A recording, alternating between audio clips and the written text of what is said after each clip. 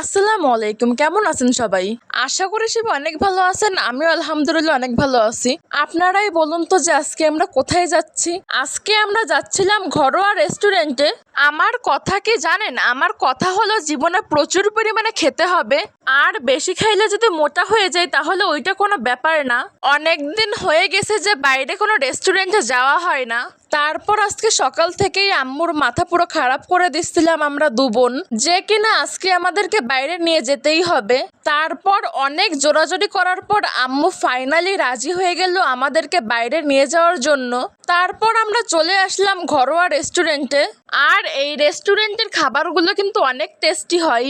ঘরোয়া রেস্টুরেন্টের যে খাবারটা আমার সব থেকে বেশি পছন্দের সেটা হলো চিকেন ফ্রাই। চিকেন ফ্রাই কিন্তু আমার অলওয়েজ ফেভারিট।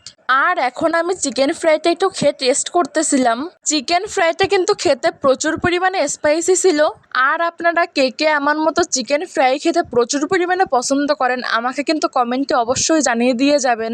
চিকেন ফ্রাই খাওয়া শেষ না করতে করতেই কিন্তু চলে এলো মোগলাই। মোগলাইটাও কিন্তু প্রচুর পরিমাণে লোভনীয় ছিল। আমি আর আপু বসছিলাম একটা টেবিলে, আর আম্মু বসছিল অন্য একটা টেবিলে।